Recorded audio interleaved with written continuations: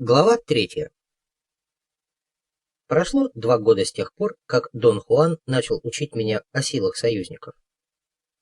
Наконец он, видимо, решил, что я созрел к их освоению в форме той непосредственной практической вовлеченности, которую он считал единственным настоящим обучением. За 2 года он подвел меня к неизбежному результату всех бесед и к обобщению всего учения, к состояниям необычной реальности. Вначале он говорил о союзных силах очень редко и лишь при случае. В моих записях первые упоминания о них разбросаны среди бесед на другие темы. Среда, 23 августа 1961 года. Трава дьявола была союзником моего бенефактора. Я мог бы выбрать ее и своим союзником, но мне она не понравилась. Почему она тебе не понравилась? У нее есть один серьезный недостаток. Она в чем-то уступает другим союзникам? Не передергивай. Она не менее сильна, чем самые могущественные союзники, но в ней есть нечто, что лично мне не по душе. Можно узнать, что именно? Она ослепляет людей. Она дает человеку вкус к силе слишком рано, не укрепив его сердце, и делает его одержимым. Благодаря ей он уязвим в самом центре полученной от нее невероятной силы. Можно ли этого избежать? Можно преодолеть. Избежать нельзя. Всякий, кто берет ее себе в союзники, должен заплатить эту цену. Как же это преодолеть, Дон Хуан? У травы дьявола 4 головы. Корень, стебель с листьями, цветы и семена. Каждая голова особенная, и именно в этом порядке должен узнавать ее каждый, чьим союзником она становится. Самая важная голова – это корни. Через корни покоряется сила травы дьявола. Стебель и листья – это голова, которая лечит болезни. Если знать, как ею пользоваться, то это будет просто подарок человечеству. Третья голова – цветы. С ее помощью можно сводить людей с ума, или делать их рабами, или убивать их. Тот, у кого в союзниках трава дьявола, сам никогда не пользуется ее цветами. По этой же причине он не употребляет стебель и листья, за исключением тех случаев, когда сам чем-нибудь болен. Но вот корни и семена идут в дело всегда. Семена особенно. Они 4-я голова, самая могущественная. Мой бенефактор говорил, что семена – это трезвая голова, единственная часть, которая укрепляет человеческое сердце. Тот, кому покровительствует трава дьявола, говорил он, должен быть с нею постоянно начеку, иначе она убьет его прежде, чем он доберется до секретов трезвой головы, что ей обычно и удается. Существуют, правда, рассказы и о таких, которые выведали у трезвой головы все ее тайны. Достойный вызов человеку знания. Твой бенефактор разгадал эти тайны? Нет. А ты сам встречал кого-нибудь, у кого это получалось? Нет. Но такие люди были в те времена, когда ценилось такое знание. Может, ты знаешь тех, кто встречал таких людей? Нет, не знаю. Может, твой бенефактор знал из них кого-нибудь? Да, бенефактор знал. Почему же сам он не добрался до секретов трезвой головы? Приручить траву дьявола и сделать своим союзником – труднейшая задача. Со мной, например, она никогда не становилась одним целым. Возможно, потому что я никогда не был особым ее поклонником. И все же, хотя она тебе не нравилась, ты до сих пор можешь использовать ее как союзника? Могу, но лучше этого не делать. Возможно, у тебя будет иначе. Почему ее так называют? Дон Хуан сделал неопределенный жест и пожал плечами. Потом сказал, что это ее временное имя. Есть и другие, но они под запретом, потому что в данном случае произнести имя значит идти на серьезный риск, особенно если речь идет ни много ни мало о приручении союзника. Я спросил, почему произнести имя – дело столь серьезное. Он сказал, что имена хранятся в тайне, на тот крайний случай, когда придется призывать помощь, в минуты крайнего потрясения или жестокой нужды. И, кстати, заверил меня, что рано или поздно такое случается в жизни каждого, кто ищет знания. Воскресенье, 3 сентября 1961 года. Сегодня во второй половине дня Дон Хуан принес домой 2 свежевыкопанных растения датура. Началось все с того, что он неожиданно перевел разговор на траву дьявола и заявил, что мы отправляемся в горы на ее поиски. Мы поехали в ближние горы. Там я достал из багажника лопату и отправился за Доном Хуаном в один из каньонов. Довольно долго мы пробирались сквозь кустарник, густо разросшийся в мягком песчаном грунте. Дон Хуан остановился у небольшого растения с темно-зелеными листьями и цветами в виде больших белесоватых колокольчиков. «Вот», — сказал Дон Хуан. Он сразу же принялся копать. Я хотел помочь, но он яростно мотнул головой, чтобы я не мешал, и продолжал окапывать растение по кругу, так что получилась яма в виде конуса, отвесная по внешнему краю и горкой поднимающаяся к центру. Выкопав яму, он опустился перед стеблем на колени и пальцами обмел у основания мягкую землю, обнажив примерно 4 дюйма большого раздвоенного корневого клубня, по сравнению с которым стебель был значительно тоньше. Дон Хуан взглянул на меня и сказал, что растение – мужская особь, так как корень раздваивается как раз в том месте, где соединяется со стеблем. Затем он поднялся и пошел что-то искать. «Что ты ищешь, Дон Хуан?» «Нужно найти палку». Я начал осматриваться, но он меня остановил. «Не ты. Ты садись вон там», — он указал на груду камней в футах в 20 отсюда. «Я найду сам». Вскоре он вернулся с длинной сухой веткой и, пользуясь ею как палкой, осторожно расчистил землю вокруг раздвоенного корня, обнажив его на глубину примерно 2 футов. По мере того, как он копал, почва становилась все плотнее, так что под конец уже не поддавалась. Он сел передохнуть. Я подошел к нему. Мы долго молчали. «Почему ты не выкопаешь лопатой?» — спросил я.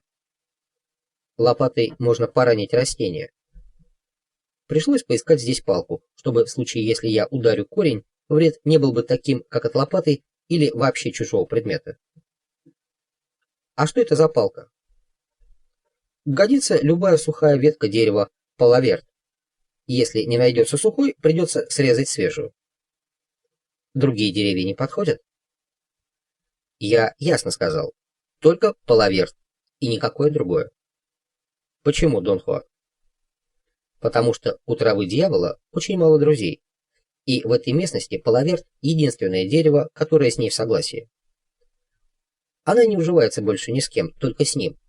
Если ты поранишь корень лопатой, трава дьявола для тебя не вырастет, сколько ее не сажай, но если ты заденешь корень такой палкой, то вполне возможно, что растение ничего не заметит».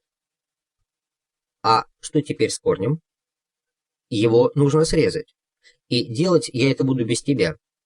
Иди разыщи другое растение и жди, когда я тебя позову».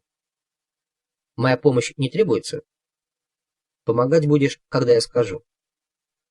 Я отошел и стал высматривать другое такое растение, борясь с искушением тихонько вернуться и подсмотреть. Немного погодя, он пришел ко мне. «Теперь поищем даму», — сказал он. «Как ты их различаешь?» Женское растение выше и больше выдается над землей, так что похоже на небольшое деревцо. Мужское шире, разрастается у самой земли и напоминает куст с густой листвой.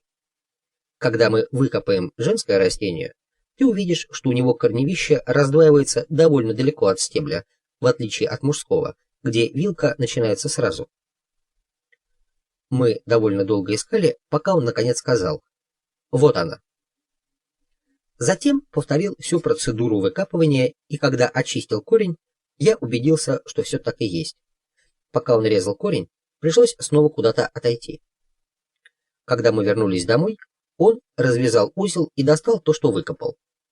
Сначала он взял растение более крупное, мужское, и обмыл его в железном лотке. С крайней осторожностью он очистил от грязи корень, стебель и листья, а потом отделил корень от стебля, разломив их там, где они соединялись, по круговому надрезу, сделанному ножом с зубчатым лезвием. Он взял стебель и разложил на отдельные кучки все его части: листья, цветы и усеянные шипами семенные коробочки. Все, что было засохшим или испорченным червями, он отбрасывал. Связав двумя бечевками две ветви корня в одну, он сломал их пополам, сделав сперва такой же надрез вместе соединения, и получилось два куска корня одинаковой длины. Потом он взял кусок мешковины и положил на него сначала два связанных вместе куска корня, сверху аккуратно сложенные листья, потом цветы, потом семена, потом стебель. Он сложил мешковину и концы связал узлом. Ту же процедуру он повторил со вторым растением, женским, только на этот раз, когда дошла очередь до корня, он не разломил его пополам, а оставил целую вилку, напоминавшую перевернутую букву Y. Потом он сложил все части в другой кусок мешковины. Когда он закончил, было уже темно. Среда, 6 сентября 1961 года. Сегодня вечером мы вернулись к теме травы дьявола. «Я думаю, нам пора взяться за нее», — вдруг сказал Дон Хуан. После вежливой паузы я спросил: «Что ты намерен с ней делать?» «Растения, которые я выкопал и срезал, мои», — сказал он. «Это все равно, как если бы они были мной. С их помощью я и буду учить тебя, как приручить траву дьявола». «Как ты будешь это делать?» «Ее делят на порции. Каждая порция различна. У каждой свое особое действие, поэтому каждая требует особого подхода». Раскрытой левой ладонью он отмерил на полу расстояние между большим пальцем и безымянным. «Это моя порция. Твоя порция — то, что ты отмеришь собственной рукой.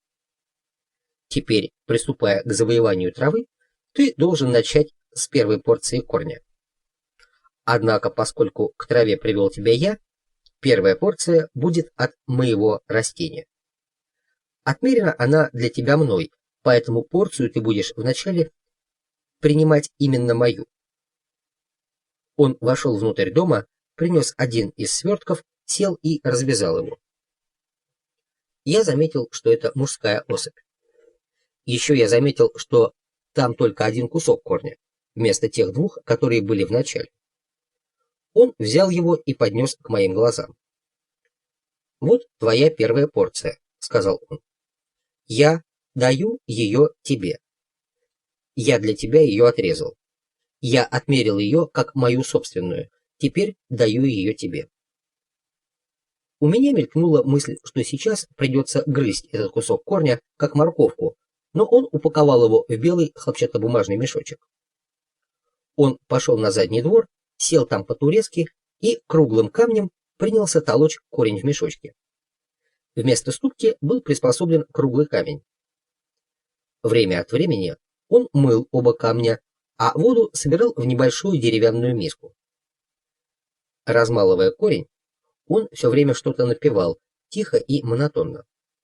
Когда корень в мешочке был истолчен в однородную массу, он положил мешочек в миску с водой, туда же положил каменные ступку и пестик, долил воды и отнес к забору, где оставил в деревянном корыте.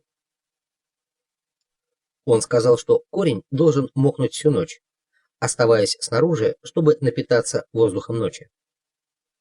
«Если завтра будет ясный солнечный день, — сказал он, — это будет превосходный знак». Воскресенье, 10 сентября 1961 года. Четверг, 7 сентября, выдался ясным и солнечным. Дон Хуан был очень доволен хорошим знаком. Несколько раз он повторил, что траве дьявола я, видимо, понравился. Курень мог всю ночь, и около 10 утра мы пошли на задний двор. Он взял миску из корыта, поставил ее на землю и сел перед ней. Взявшись за мешочек, он потер его о дно миски, потом вытащил из воды, отжал все содержимое и вновь сунул в воду. Процедура повторилась еще трижды. Затем он в последний раз тщательно отжал мешочек, отряхнул его и оставил миску в корыте на солнцепеке. Мы вернулись через 2 часа. Он принес с собой кухонный чайник с кипятком желтоватого цвета. Осторожно наклонив миску, он слил верхнюю воду с оставшегося на дне густого осадка, залил его кипятком и вновь выставил на солнце. Эта процедура повторилась тоже трижды с интервалами больше часа. Наконец он слил всю воду и поставил миску под таким углом, чтобы дно освещалось вечерним солнцем. Когда через несколько часов мы вернулись, уже стемнело. На дне миски был слой клейкой субстанции, напоминавший недоваренный крахмал, белесый или светло-серый. Ее набралось с чайную ложку. Я выбрал крупицы земли, которые ветер набросал на осадок. Он засмеялся. Земля здесь не может повредить. Когда вода закипела, он налил около стакана в миску. Это была та же вода с желтоватым оттенком. Из осадка образовался похожий на молоко раствор. Что это за вода, Дон Хуан? Отвар плодов и цветов из каньона. Он вылил то, что было в миске, в старую глиняную чашку, похожую на цветочный горшок. Питье было еще очень горячим, потому он сначала подул на него и попробовал на вкус, а затем протянул мне. «Теперь пей». Я механически взял чашку и залпом выпил. На вкус питье слегка отдавало горечью. Примечательным был запах. Пахло тараканами. Почти сразу я начал потеть. По телу разлился жар, кровь прилила к ушам, перед глазами появилось красное пятно, и мышцы живота стали судорожно сокращаться. Немного погодя, хотя я уже совсем не чувствовал боли, стало холодно, и я буквально обливался потом. Дон Хуан спросил, нет ли у меня перед глазами черноты или черных точек. Я ответил, что вижу все красным. Я стучал зубами от приступов, накатывающей волнами неконтролируемой нервной дрожи, исходящей откуда-то из центра груди. Потом он спросил, не страшно ли мне. Его вопросы показались мне бессмысленными. Я сказал, что, конечно, страшно. Но он опять спросил, боюсь ли я травы дьявола. Я не понял, о чем он говорит, и ответил «да». Он засмеялся и сказал, что ничего я не боюсь. Он спросил, по-прежнему ли я вижу красное. Я только и видел, что стоявшее перед глазами громадное красное пятно. Немного погодя, мне стало лучше. Нервные судороги постепенно прошли, оставив лишь чувство приятной разбитости и невероятной сонливости. Глаза слипались, хотя издалека все еще доносился голос Дона Хуана. Я заснул, но всю ночь чувствовал себя погруженным в глубокий красный цвет. Даже сны были красные. Проснулся я в субботу, около 3 пополудни. Я проспал почти 2 суток. Все было как при обычном пробуждении, если не считать того, что слегка болела голова. Был расстроен желудок, и я чувствовал острые мигрирующие боли в кишечнике. Дон Хуан дремал на веранде, и я его разбудил. Он улыбнулся. «Все в порядке», — сказал он. «Единственное, что имеет значение, это то, что ты видел все в красном». «А если бы не в красном?» «Тогда ты бы видел черное, а это плохой знак». «Почему плохой?» «Когда человек видит черное, это значит, что он не создан для травы дьявола.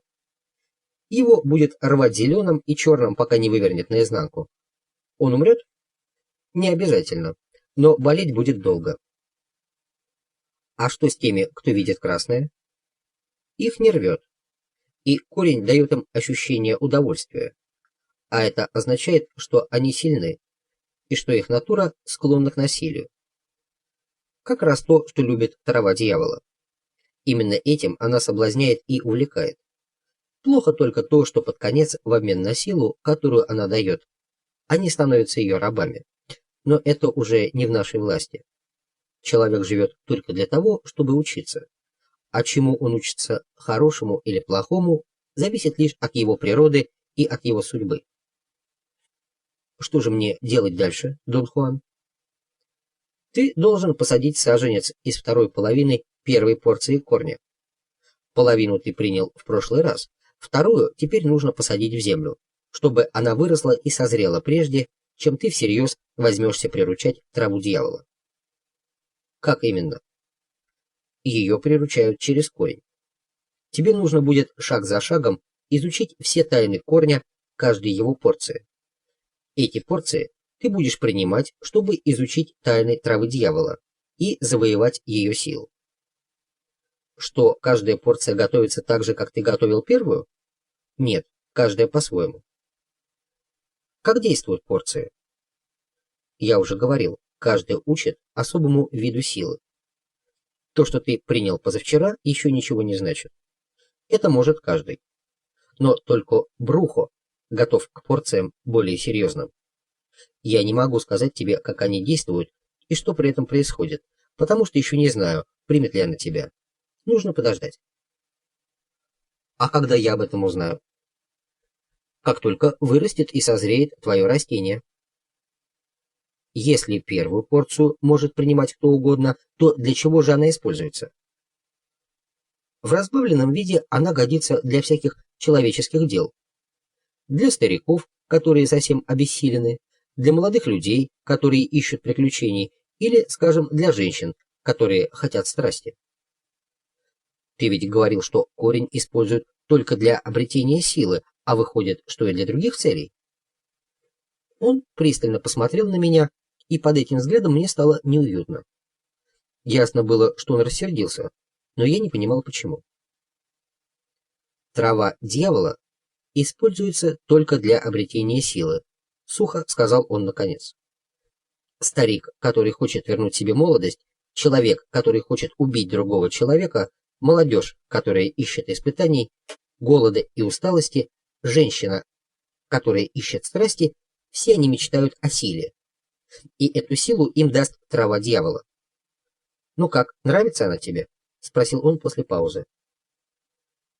«У меня страшный прилив сил», — сказал я. Я заметил это еще при пробуждении, и до сих пор ничего еще не изменилось. Это было очень необычное ощущение неудобства, какой-то неусидчивости. Все тело двигалось и вытягивалось с необычной легкостью и силой. Руки и ноги чесались, плечи вроде раздались, мышцы спины и шеи распирало, хотелось потереться или потолкаться о деревья. Я чувствовал, что если ударю в стену, она обвалится. Мы больше ни о чем не говорили. Просто сидели на веранде. Я заметил, что Дон Хуан засыпает. Он пару раз клюнул носом, затем просто вытянул ноги, лег на пол, заложил руки за голову и заснул. Я встал и пошел за дом, где пережег избыток энергии, очистив двор от мусора. Когда-то Дон Хуан вскользь заметил, что неплохо бы убрать мусор за домом. Позже, когда он проснулся и пришел на задний двор, я был уже почти в норме. Мы сели ужинать, и за столом он раза 3 спросил меня, как я себя чувствую. Поскольку это было редкостью, я, наконец, не выдержал. «С чего это тебя так волнует мое самочувствие, Дон Хуан? Может быть, ты ждешь, когда я от его питья наконец подохну?» Он засмеялся и стал еще больше похож на вредного мальчишку, который подстроил какой-то подвох и про себя ждет не дождется, когда он сработает. Со смехом он сказал: «Да нет, не очень-то ты похож на больного, даже хамишь мне». «Ничего подобного», — возмутился я. «Я вообще не помню случая, чтобы говорил с тобой грубо». Я возмутился совершенно искренне, потому что в самом деле и в мыслях себе никогда такого не мог позволить. «Ну вот, Ты уже ее защищаешь, сказал он. Кого это? Траву дьявола. Кого же еще? Ты говоришь, как влюбленный. Я хотел вообще встать из-за стола, но тут опомнился. Смотри-ка, я и не заметил, что в самом деле ее защищал. Ясное дело. Ты даже не помнишь того, что говорил, верно? Да, признаться. Вот такая она и есть, трава дьявола. Она подкрадывается к тебе как женщина, а ты ничего не замечаешь.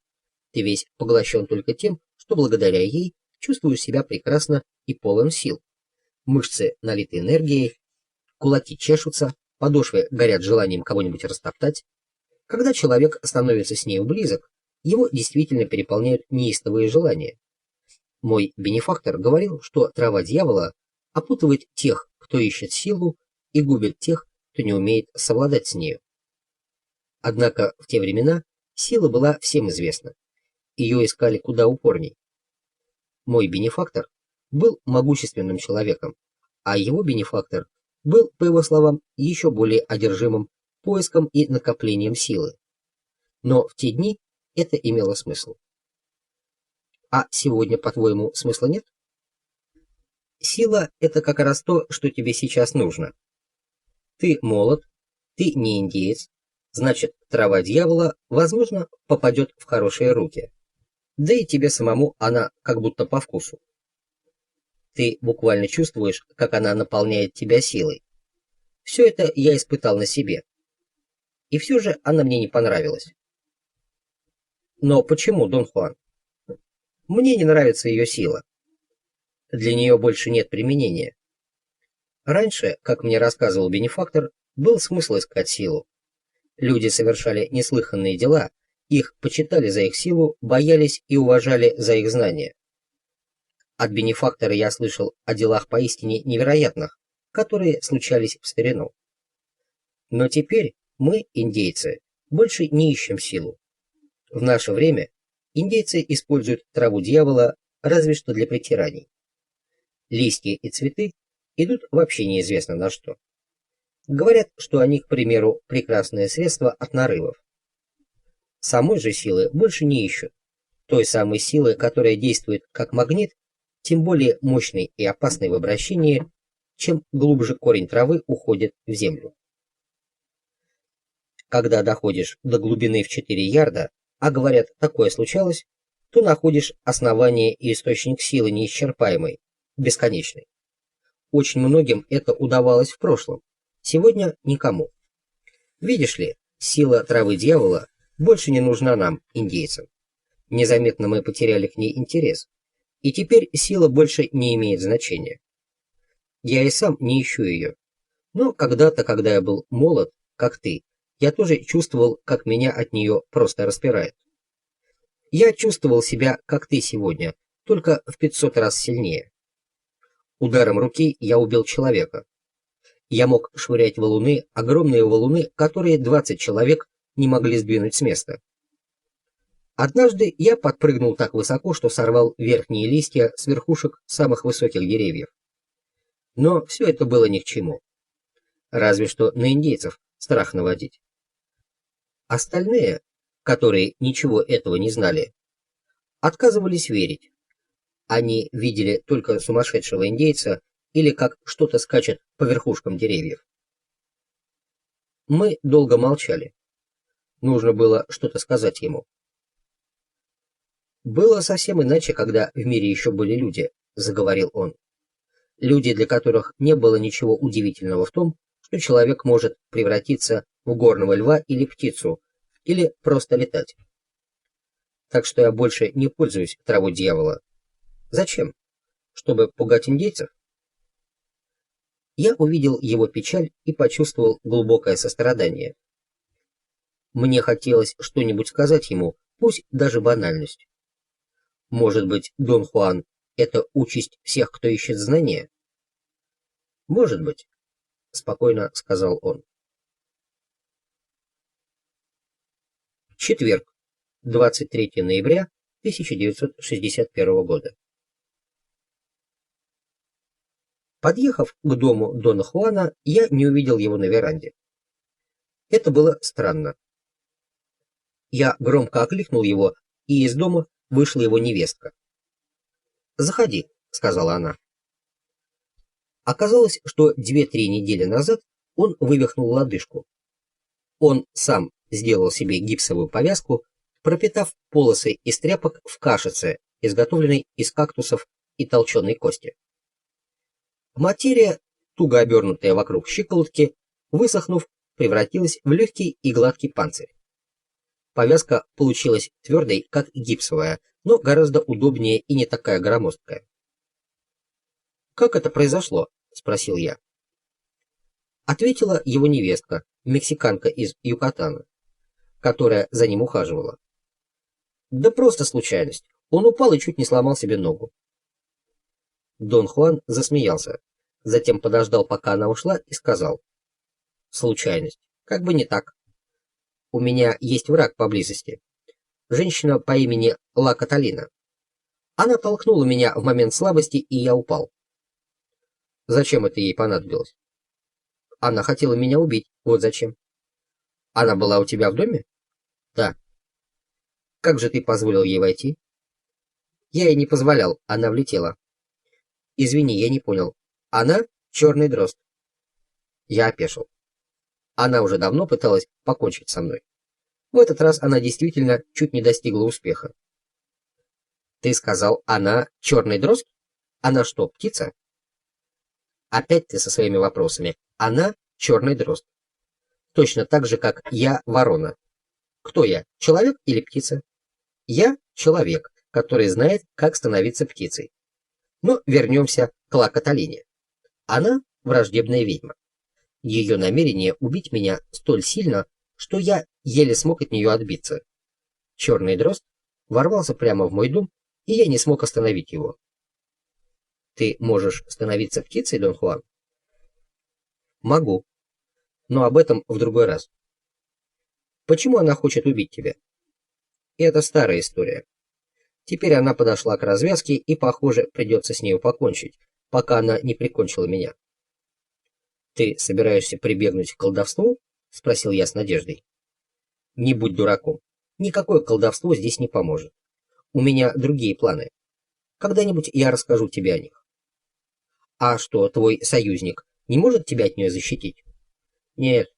Дымок только говорит мне, что делать. Защищать себя должен я сам». «Ну а Мескалито? Может, он защитит тебя от нее?» «Нет. Мескалито — учитель, а не сила, которую можно использовать в личных интересах». «А трава дьявола?» «Я уже сказал, что должен защищать себя сам, следуя при этом лишь указаниям Дымка, моего союзника. И в этом смысле, насколько мне известно, Дымок может многое. Какие бы проблемы ни возникали, Дымок тебе все расскажет, и при этом укажет не только, что делать, но и как. Из всех доступных человеку это самый замечательный союзник». «Лучший союзник для каждого?» «С каждым у него по-своему. Многие его боятся и ни за что не станут к нему прикасаться и вообще предпочитают не связываться. Дымок не для всех, как и все остальное». «Что же он такое?» «Дымок — это дым предсказателей». В его голосе явственно прозвучало благоговение, чего я до сих пор за ним не замечал. Для начала приведу слова моего бенефактора, когда он начал учить меня этим вещам, хотя в то время я так же, как ты сейчас, не мог его понять по-настоящему. Трава дьявола для тех, кто жаждет обладать силой. Дымок для тех, кто стремится прежде всего наблюдать и видеть. Я считаю, что в этом Дымок не знает себе равных. Как только человек вошел в его владение, любая другая сила становится ему подвластной. Это великолепно. Разумеется, за это нужно по-настоящему платить. Годы потребуются только на то, чтобы узнать как следует две его главные части — трубку и курительную смесь. Трубку я получил от моего бенефактора, и за долгие годы общения с трубкой я с нею сросся. Она вросла в мои руки. Вручить ее, например, тебе будет серьезной задачей для меня и большим достижением для тебя, если, конечно, из этого что-то получится. Трубка будет в напряжении от того, что ее держит кто-то другой. И если один из нас сделает ошибку, то она с роковой неизбежностью сама расколется или, скажем, случайно выскользнет из рук и разобьется, даже если упадет на кучу соломы. Если это когда-нибудь случится, то это будет означать конец для нас обоих, в особенности для меня. Непостижимым образом дымок обратится против меня. Как он может обратиться против тебя, если он твой союзник? Мой вопрос, видимо, прервал поток его мыслей. Он долго молчал. Благодаря сложности состава, курительная смесь – опаснейшее вещество из всех, которые мне известны. Без необходимой подготовки ее не может сделать никто. Она смертельно опасна для всякого, кроме тех, кому покровительствует дымок. Трубка и смесь требуют самого бережного отношения, и тот, кто намерен с ними учиться, должен подготовить себя, ведя строгую и скромную жизнь. Действие дымка столь устрашающее, что только очень сильный человек способен устоять даже против слабой затяжки. Вначале все представляется пугающим и запутанным, зато каждая следующая затяжка проясняет все вокруг и вносит все большую ясность. И внезапно мир открывается заново. Это поразительно. Когда это происходит, дымок становится союзником этого человека и открывает путь в невидимые чудесные миры. Это главное в дымке, его величайший подарок. И делает он это, не причиняя ни малейшего вреда. Вот это настоящий союзник. Мы, как обычно, сидели на веранде, на хорошо утрамбованном и тщательно подметенном земляном полу. Вдруг он встал и направился в дом. Вскоре он вернулся с узким свертком и вновь уселся. «Это моя трубка», — сказал он. Он наклонился ко мне и показал трубку, которую вытащил из зеленого парусинового чехла. Длиной она была дюймов 9-10. Черенок был из красного дерева, гладкий, без резьбы. Чубук был тоже из дерева, но в сравнении с черенком выглядел значительно более массивным. Отполированный до блеска, темно-серого цвета, почти как кусок угля. Он поднес трубку к моим глазам. Я подумал, что он протягивает ее мне, и хотел было ее взять, но он мгновенно отдернул руку. «Эту трубку дал мне мой бенефактор», — сказал он. «В свою очередь, я передам ее тебе, но сначала ты должен сойтись с нею поближе. Каждый раз, как ты будешь сюда приезжать, я буду давать ее тебе. Начнешь с прикосновения к ней. Держать ее будешь вначале очень недолго, пока вы не привыкнете друг к другу. Затем ты положишь ее к себе в карман или, скажем, за пазуху. И только со временем можно будет поднести ее к рту. Все это нужно делать постепенно, очень медленно и осторожно. Когда между вами установится более прочная связь, ты начнешь ее курить. Если ты последуешь моему совету и не будешь торопиться, то дымок, возможно, станет и твоим любимым союзником. Он подал мне трубку, не выпуская из рук. Я протянул к ней правую руку. «Обеими», — сказал он. Я обеими руками на очень короткое мгновение коснулся трубки. Он ее не выпускал, так что я не мог ее ухватить, а мог лишь коснуться трубки. Затем он сунул трубку в чехол. Первый шаг — полюбить трубку. На это нужно время. А она может меня не взлюбить? Нет. Трубка не может тебя не взлюбить, но ты должен научиться любить ее, чтобы к тому времени, когда начнешь курить, трубка вселяла в тебя бесстрашие. Что ты куришь, Дон Хуан? Вот это. Он расстегнул воротник и показал скрытый за пазухой небольшой мешочек, висевший на шее на манер медальона. Он вынул кисет, развязал его и очень осторожно отсыпал себе на ладонь немного содержимого. Смесь по виду напоминала мелко истертые чайные листья разной окраски, от темно-коричневой до светло-зеленой, с несколькими крупицами ярко-желтого цвета. Он всыпал смесь в кисет, завязал его, растянул ремешком и спрятал за пазуху. Что это за смесь? Там много всякого. Добыть все составляющие — трудное дело. Приходится отправляться очень далеко. Грибочки, необходимые для приготовления смеси, растут только в определенное время года и только в определенных местах. Эти смеси разные в зависимости от того, какая нужна помощь? Нет. Существует только один дымок и нет никакого другого. Он ткнул пальцем в мешочек за пазухой и поднял трубку, которая была зажата у него между колен. Эти двое одно. Одного нет без другого. Трубку и секрет смеси я получил от моего бенефактора. Они были переданы ему точно так же, как он передал их мне. Смесь трудно приготовить, но легко восполнить. Ее секрет в ее составляющих, способе их сбора, обработки и самого смешивания. Трубка же на всю жизнь. Она требует самого тщательного ухода.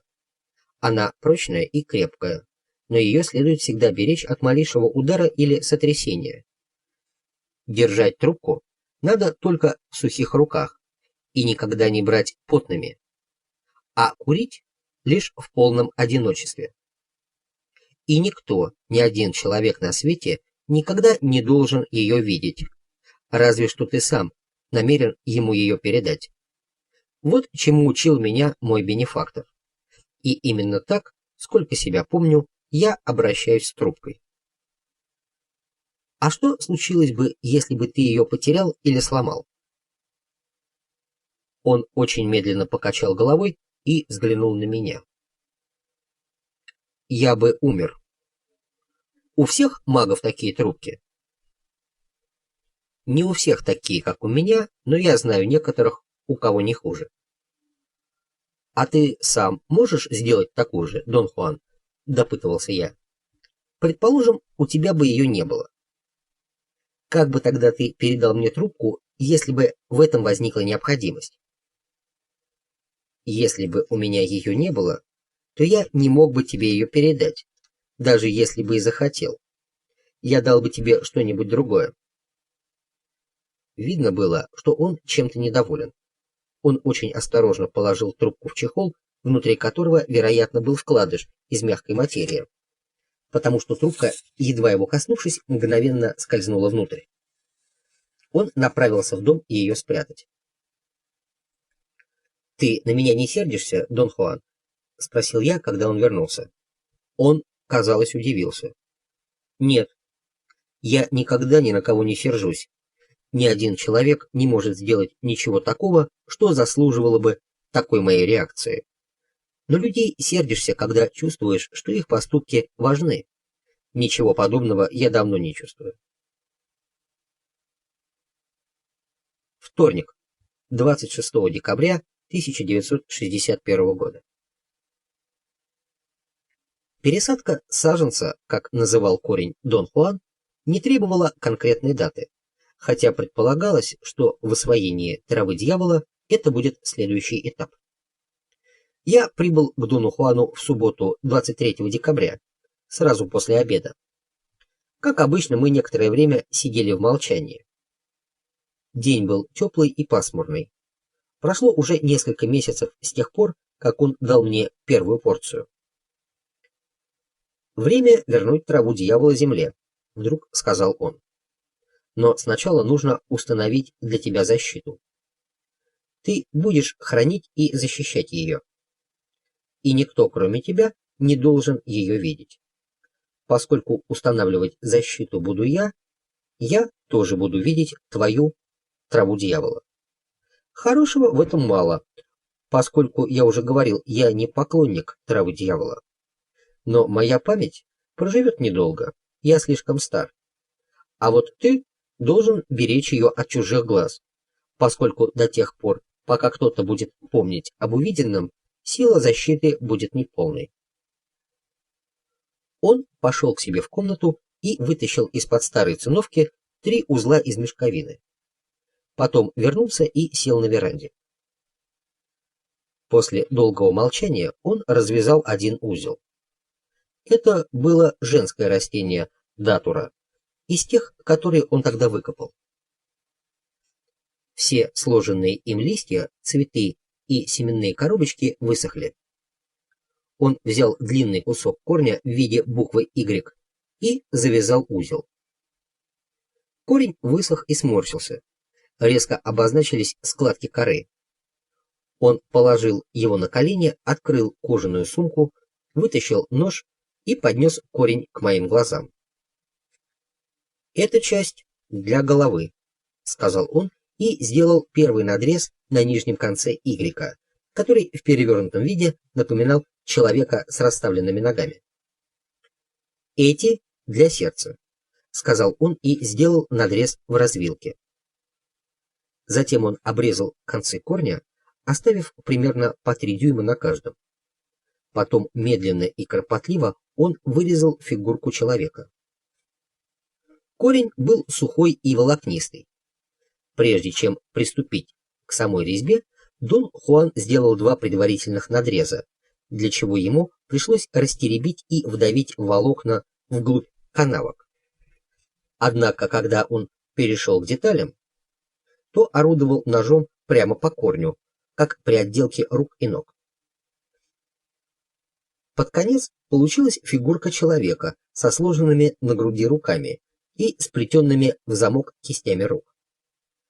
Дон Хуан встал и направился к синей агаве, росшей рядом с верандой. Ухватившись за твердый шип одного из самых мясистых листьев, он нагнул его и несколько раз повернул вокруг оси. Шип почти отделился от листа и повис. Дон Хуан ухватился за него зубами и выдернул. Шип вышел из мякоти листа, за ним тащился хвостик белых нитевидных волокон длиною в 2 фута. Все еще держа шип в зубах, Дон Хуан скрутил из волокон шнур, которым обвил ноги фигурки, словно для того, чтобы свести их вместе. Он обмотал всю нижнюю часть фигурки, на это ушел весь шнур. Затем он искусно приделал шип в виде копья к передней части фигурки, под сложенными руками, так что он торчал острием из-под сцепленных ладоней. Он вновь ухватился за шип зубами и, осторожно потянув, вытащил почти до конца. Теперь шип выглядел как длинное копье, выступающее напротив груди человека. Закончив с фигуркой, Дон Хуан сунул ее в кожаную сумку. Я видел, что он сильно устал. Он лег на пол веранды и заснул. Когда он проснулся, было уже темно. Мы поужинали консервами, которые я ему привез, и еще немного посидели на веранде. Затем Дон Хуан взял 3 узла и пошел за дом. Там он нарубил веток и сухих сучьев и развел костер. Мы уселись у костра поудобнее, и он развязал все 3 узла. В первом были сухие части женского растения. Во втором — все, что осталось от мужского. А из третьего, самого внушительного, он вытащил зеленые свежесрезанные части датура. Дон Хуан пошел к корыту и вернулся с каменной ступкой, очень глубокой, напоминавшей скорее горшок с закругленным дном. Он сделал в земле ямку и в ней прочно установил ступку. Он подбросил сучьев в костер, затем взял 2 узла с сухими частями мужского и женского растений и все это высыпал в ступку, напоследок встряхнув мешковину, чтобы убедиться, что там ничего не осталось. Из 3-го узла он вытащил 2 свежих куска корня. «Я буду готовить их специально для тебя», — сказал он. «Как именно, Дон Хуан?» «Этот кусок от женского растения, этот от мужского. Сейчас тот редкий случай, когда кавалер и дама кладутся вместе. Оба куска с глубины в 1 ярд». Он принялся толочь их в ступке равномерными ударами пестика, тихо напевая при этом что-то, звучавшее как лишенный ритма монотонный гул. Слов я не мог разобрать. Он весь ушел в работу.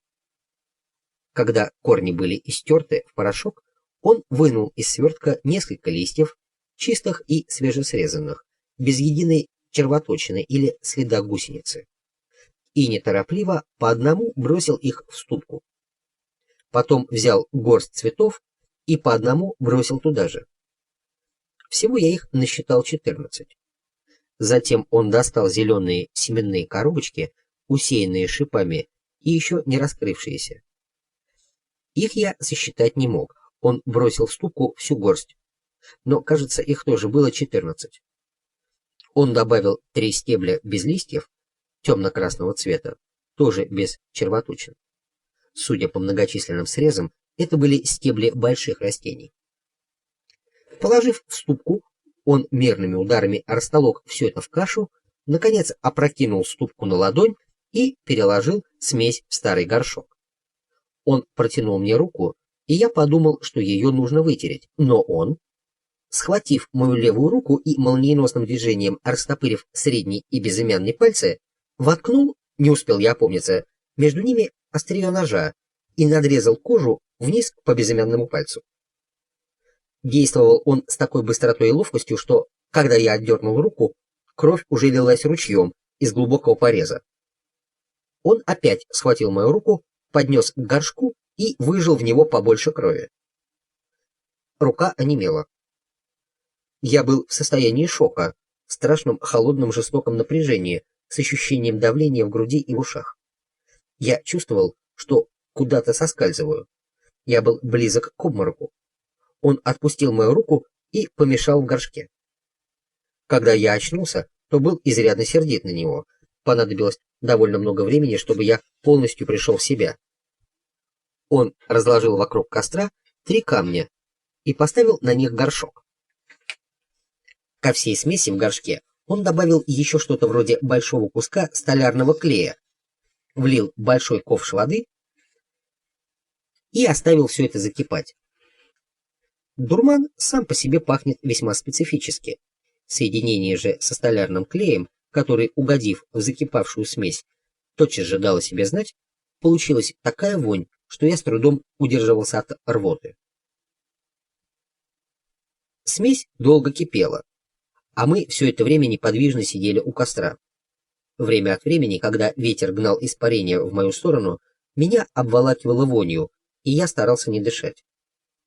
Открыв кожаную сумку, Дон Хуан вытащил человечка, бережно передал фигурку мне и велел сунуть в горшок, только осторожно, чтобы не обжечься. Фигурка беззвучно соскользнула в кипящее варево. Он вынул нож, и у меня мелькнула мысль, что сейчас он опять будет меня резать, но он просто подтолкнул острием фигурку и утопил ее окончательно. Он еще немного понаблюдал, как кипит варево, а затем принялся чистить ступку. Я помогал. Когда мы закончили, он сложил ступку и пестик у забора. Мы вошли в дом, а горшок оставался на камнях всю ночь. На рассвете Дон Хуан велел мне вытащить фигурку из клея и подвесить к кровле, лицом на восток, сохнуть на солнце. К полудню она стала твердой, как проволока. Клей затвердел и стал зеленым от брошенных в варево листьев. Фигурка отливала сверхъестественным глянцем. Дон Хуан велел снять фигурку и дал мне сумку, сделанную из старой замшевой куртки, которую я ему когда-то привез. Выглядела сумка точно так же, как его собственная, разве что та была из мягкой желтой кожи. «Положи свое изображение в сумку и закрой ее», — сказал он. Он демонстративно отвернулся и на меня не смотрел. Когда я спрятал фигурку, он дал мне сетку и велел положить в нее глиняный горшок. Он подошел к моей машине, взял у меня из рук сетку и прицепил ее к открытой дверце бардачка. «Пойдем со мной», — сказал он. Он обошел вокруг дома, сделав полный оборот по часовой стрелке. Постояв на веранде, он еще раз обошел вокруг дома, на этот раз против часовой стрелки, и опять вернулся на веранду. Какое-то время он стоял неподвижно, потом сел. Я уже привык считать, что во всем, что бы он ни делал, есть особый смысл. Я гадал о том, что означает это кружение вокруг дома, когда он воскликнул: «Что такое? Куда же я его девал?» Я спросил, что он ищет. Оказалось, саженец, который я должен пересадить. Мы еще раз обошли вокруг дома, пока он наконец вспомнил. Он подвел меня к полочке под крышей. На полочке стояла небольшая стеклянная банка. В ней была вторая половина первой порции корня. Сверху уже пробились ростки. На дне оставалось немного воды, но земли не было. «А почему там нет земли?» — спросил я. «Каждая почва своеобразна, а трава дьявола должна знать только ту землю, на которой будет расти. Сейчас самое время вернуть ее земле, пока не завелись черви». «Мы посадим ее здесь, возле дома?» — спросил я. «Ни в коем случае. Вернуть земле ее можно только в том месте, которое тебе нравится». «А где же оно, это место, которое мне нравится?» «Тебе лучше знать. Можешь посадить ее где угодно, но за ней надо присматривать и ухаживать, потому что от нее зависит нужная тебе сила. Если растение погибнет, это будет означать, что трава дьявола тебя не хочет, и что ты не должен больше ее беспокоить. Иначе говоря, ты не будешь иметь над ней власти, поэтому смотри за ней в оба, но не балуй ее». «Почему?» «Потому что если она не захочет расти, то все твои ухаживания будут бесполезны. С другой стороны, ты должен показать, что всячески о ней заботишься. Убирай червей и поливай ее, пока она не созреет. Только тогда, когда она даст семена, можно быть уверенным, что ты ей нравишься». «Но ведь, Дон Хуан, для меня такой тщательный уход просто неосуществим». «Если ты хочешь ее силу, то тебе придется это делать, другого выхода нет». «Можешь ли ты присматривать за ней, пока я буду отсутствовать, Дон Хуан?» «Нет, я не могу этого делать. Каждый должен сам растить свой саженец. У меня есть свой. Теперь ты должен иметь свой. И считать себя готовым к учению можно не раньше, чем получишь семена. Ты не подскажешь, где его сажать?»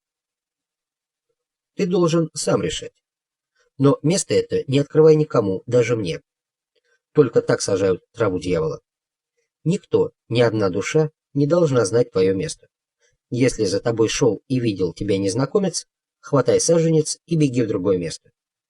Тот, кто видел тебя, может нанести тебе невообразимый вред, манипулируя твоим растением. Он может искалечить или убить тебя. Вот почему даже я не должен знать, где оно находится».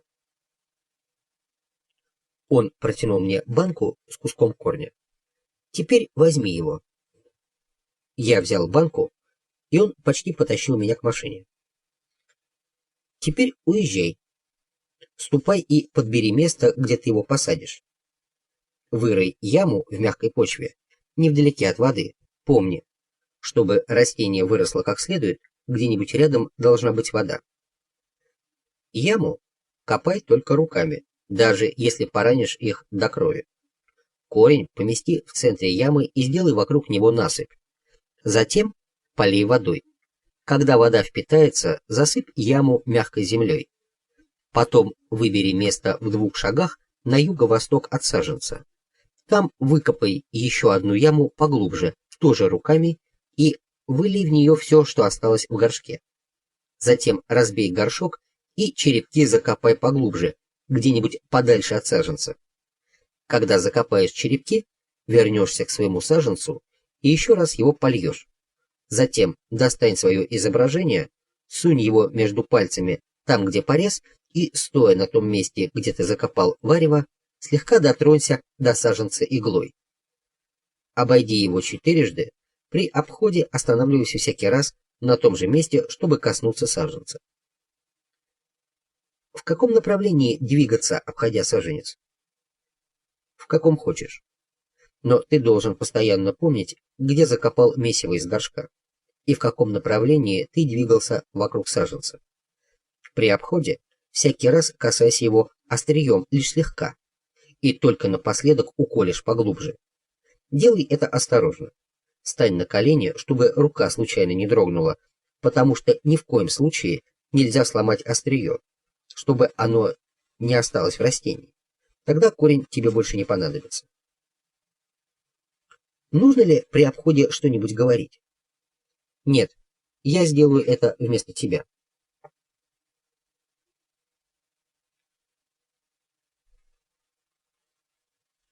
Суббота, 27 января 1962 года.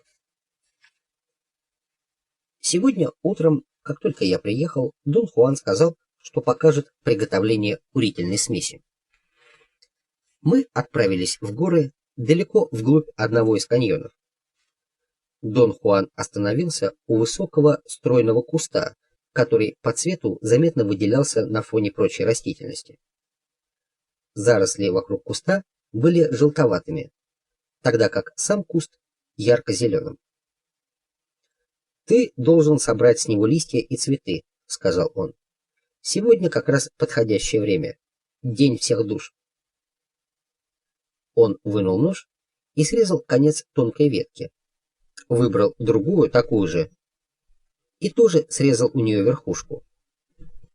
И так до тех пор, пока в руках у него не оказалась горсть срезанных верхушек, тонких веточек. Затем он сел на землю. «Смотри сюда», — сказал он. «Все эти ветки я срезал выше развилки между стеблем и 2 или более листьями. Видишь? Они все одинаковы. От каждой ветки я взял только верхушку, где листья свежие и нежные. Теперь нужно найти тенистое место». Шли мы довольно долго, пока он не нашел то, что искал. Он вытащил из кармана длинный шнурок и привязал его одним концом к стволу, другим к нижним ветвям 2 кустов, протянув между ними таким образом что-то вроде бельевой веревки, на которой развесил вверх ногами срезанные веточки. Он равномерно расположил их вдоль шнурка. Подвешенные за развилки, они напоминали кавалькаду всадников в зеленых плащах. «Нужно следить, чтобы листья сохли в тени», — сказал он. «Место должно быть укромным и малодоступным. Это их защитит. Сушить надо в таком месте, где их почти невозможно найти. Когда листья высохнут, их нужно сложить в пакет и запечатать». Он снял веточки со шнурка и забросил их в кустарник. Очевидно, он хотел только показать мне процедуру. По пути он сорвал 3 разных цветка, сказав, что они тоже входят в смесь и собирать их следует в то же время, но складывать в отдельные глиняные горшки и сушить в темноте. Каждый горшок должен быть запечатан и плотно закрыт, чтобы цветы не покрылись плесенью. Листья и цветы добавляют в смесь, чтобы ее смягчить. Из каньона мы вышли по руслу реки и, сделав большой крюк, вернулись к его дому. Поздно вечером мы уселись в его комнате, что случалось редко, и он рассказал мне о последней составляющей — грибах. «В грибах подлинная тайна смеси», — сказал он. «Их труднее всего раздобыть. Путешествие к местам, где они растут, трудное и небезопасное, а собрать именно те грибы, которые годятся, еще более рискованно. Кроме того, их можно спутать с другими, которые там растут и от которых больше вреда, чем пользы. Они только испортят хорошие грибы, если будут сушиться вместе. Чтобы не наделать ошибок и научиться разбираться в грибах, требуется время. Использование не тех грибов может нанести серьезный вред и человеку, и трубке. Я знал людей, которые умерли на месте только от того, что были небрежны со смесью. Когда грибы собраны, их укладывают в бутыль из тыквы, поэтому впоследствии их уже нельзя перебрать. Дело в том, что грибы приходится вначале искрошить, чтобы протолкнуть через узкое горлышко бутыли. Сколько им там находиться? Год. Все остальные составляющие также запечатываются на год. Затем их отмеряют в нужной пропорции и по очереди размалывают в мелкий порошок. Грибочки размалывать не надо, потому что за год они сами превратятся в пыль. Достаточно лишь раздавить комья. К 4 частям грибов добавляют 1 часть смеси из других составляющих. Все это хорошенько перемешивают и ссыпают в мешочек вроде моего. Он ткнул пальцем в кисет под рубашкой. Потом все составляющие опять собираются вместе, и только после того, как они убраны, сушиться, смесь, которую ты приготовил, можно курить. В твоем случае это будет в следующем году. А еще через год смесь будет в твоем полном распоряжении, потому что будет собрана тобой. Когда будешь курить первый раз, я сам зажгу для тебя трубку. Ты выкуришь всю трубку и будешь ждать. Дымок придет, ты его почувствуешь. Он даст тебе свободу видеть все, что ты захочешь. Это в самом деле непревзойденный союзник. Но всякий, кто его ищет, должен обладать непреклонной волей и устремленностью. Во-первых, потому что он должен рассчитывать вернуться и желать возвращения, иначе дымок его не отпустит. Во-вторых, он должен рассчитывать и стремиться запомнить все, что даст ему увидеть дымок, иначе в голове останутся просто обрывки тумана.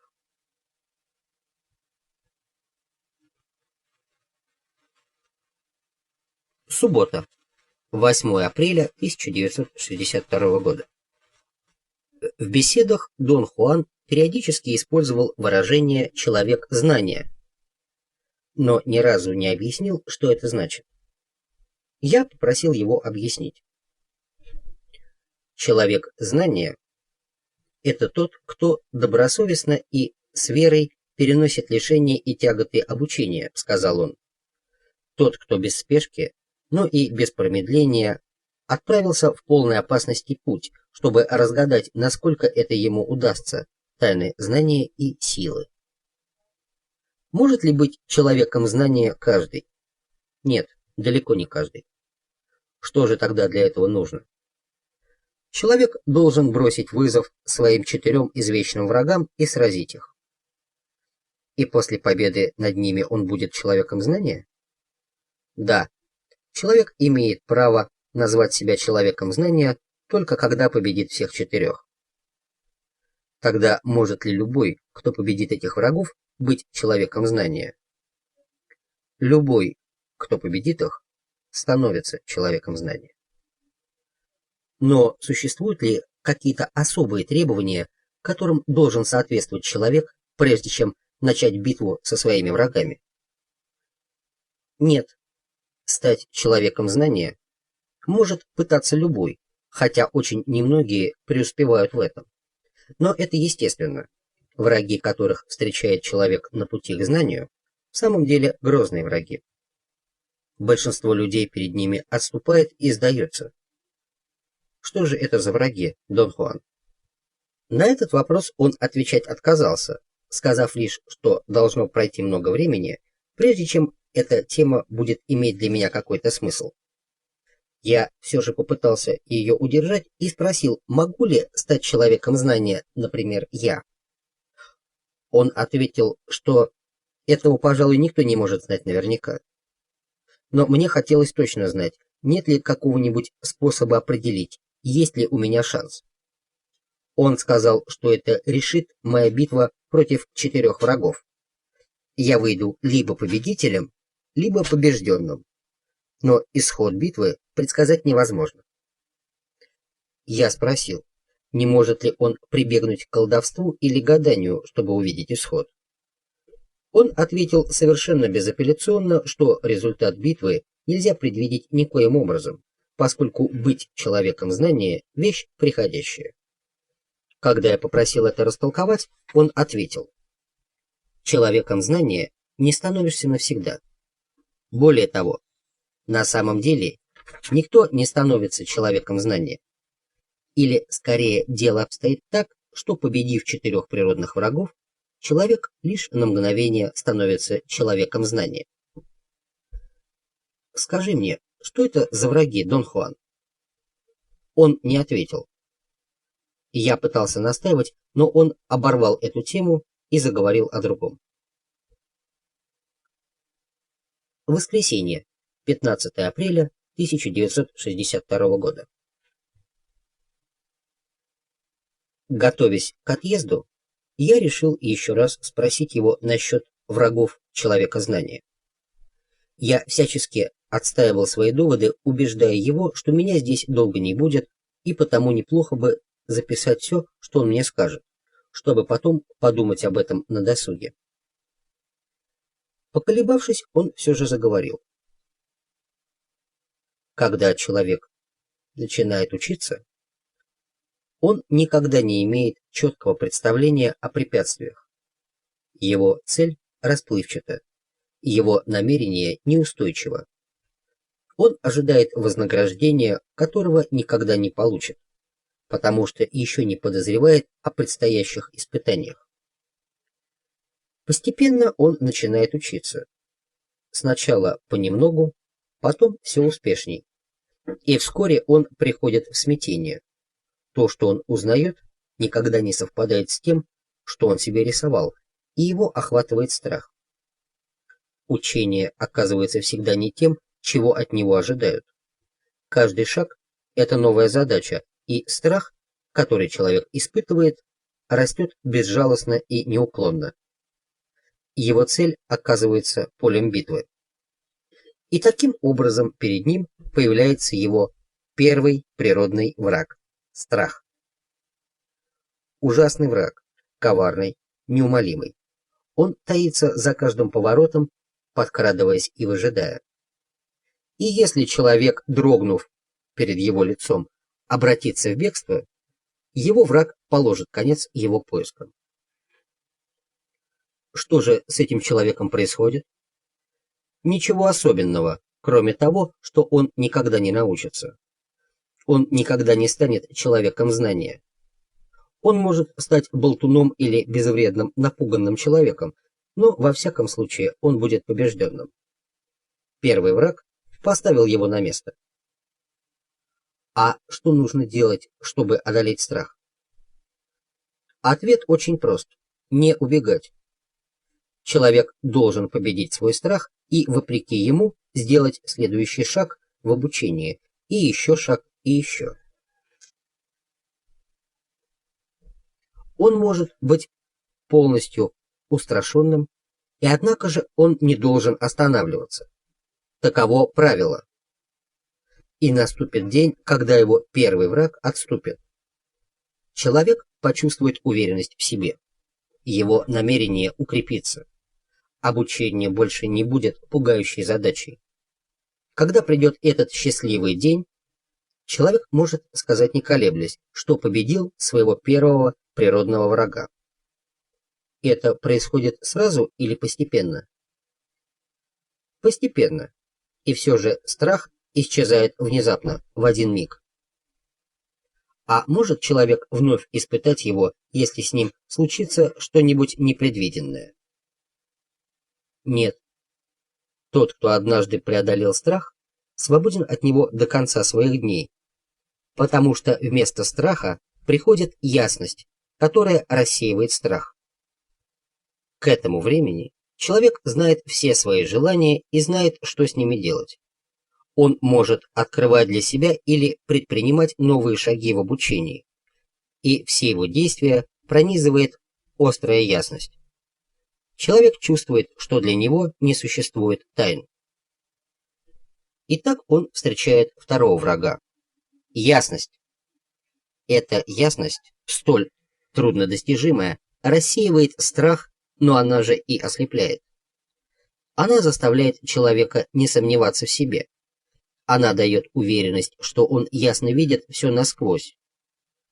Благодаря ясности к нему приходит мужество. Он не остановится ни перед чем. Но все это заблуждение. Это вроде чего-то неполного. Если человек поддастся своему мнимому могуществу, значит он побежден вторым врагом и будет в обучении топтаться на месте. Он будет бросаться вперед, когда надо выжидать, или он будет выжидать, когда нельзя медлить.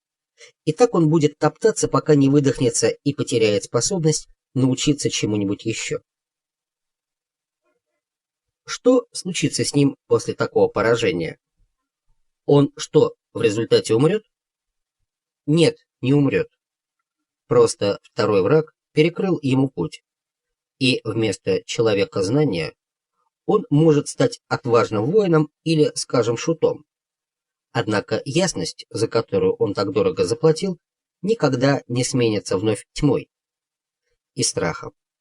Он будет ясно видеть до конца своих дней, но он никогда больше ничему не научится и ни к чему не будет стремиться. Что же ему делать, чтобы избежать поражения? То же самое, что и со страхом. Победить ясность и пользоваться ею лишь для того, чтобы видеть и терпеливо ждать. И перед каждым новым шагом тщательно все взвешивать. А прежде всего знать, что его ясность в сущности иллюзорна. И однажды он увидит, что ясность была лишь точкой перед глазами. Только так он сможет одолеть своего второго природного врага и достичь такого положения, в котором ему уже ничто не сможет повредить. И это не будет заблуждением, всего лишь точкой перед глазами. Это будет подлинная сила. На этом этапе ему станет ясно, что сила, за которой он так долго гонялся, наконец принадлежит ему. Он может делать с нею все, что захочет. Его союзник в его распоряжении, его желание – закон. Он видит насквозь все вокруг. Это и значит, что перед ним третий враг – сила. Это самый грозный враг. И, конечно, легче всего просто сдаться, ведь в конце концов ее обладатель действительно непобедим. Он хозяин, который вначале идет на обдуманный риск, а кончает тем, что устанавливает закон, потому что он хозяин. Здесь человек редко замечает третьего врага, который уже навис над ним. И он не подозревает, что битва уже проиграна. Он превращен своим врагом в жестокого капризного человека. Он потеряет свою силу? Нет. Ни ясности, ни силы он не потеряет никогда. Чем же он тогда будет отличаться от человека знания? Человек, побежденный собственной силой, умирает, так и не узнав в действительности, что с нею делать. Сила лишь бремя в его судьбе. Такой человек не властен над самим собой и не может сказать, когда и как использовать свою силу. Является ли поражение от кого-нибудь из этих врагов окончательным? Разумеется. Раз уж человек однажды побежден, он ничего не может поделать. А может ли, например, тот, кто побежден силой, увидеть свою ошибку и ее исправить? Нет. Если человек сдался, с ним покончено. Но что, если он лишь временно был ослеплен силой, а потом отказался от нее? Ну, значит, не все потеряно. Значит, он все еще пытается стать человеком знания. Человек побежден лишь тогда, когда он оставил всякие попытки и отрекся от самого себя. Но в таком случае получается, что человек может отречься от себя и испытывать страх целые годы, но в конце концов победить его. Нет, Это не так. Если он поддался страху, то никогда его не победит, потому что будет избегать учения и никогда не отважится на новую попытку. Но если в течение многих лет он даже в центре своего страха не оставит попыток учиться, тогда он рано или поздно победит страх, потому что в сущности никогда ему не поддавался. Как победить третьего врага, Дон Хуан? Он должен победить его пониманием. Человек должен прийти к пониманию того, что сила, которую он, казалось бы, покорил, в действительности ему не принадлежит и принадлежать никогда не может. Он должен утвердиться в неизменном самообладании, трезво и бескорыстно пользуясь всем, что узнал. И если он способен увидеть, что без самообладания ясность и сила хуже иллюзии, то достигнет такой точки, где все будет в его подчинении. Тогда он узнает, когда и как использовать свою силу. Это и будет означать, что он победил третьего врага и пришел к концу своего странствия в обучении. И вот тут, без всякого предупреждения, его настигает последний враг – старость. Это самый жестокий враг, которого нельзя победить, можно лишь оттянуть свое поражение. Это пора, когда человек избавился от страхов, от безудержной и ненасытной ясности, пора, когда вся его сила в его распоряжении, но и пора, когда им овладевает неодолимое желание отдохнуть, лечь, забыться. И если он даст ему волю, если он убаюкает себя усталостью, то упустит свою последнюю схватку, и подкравшийся враг сразит его, превратив в старое ничтожное существо. Желание отступить затмит его ясность, перечеркнет всю его силу и все его знание. Но если человек стряхнет усталость и проживет свою судьбу до конца, тогда его в самом деле можно назвать человеком знания.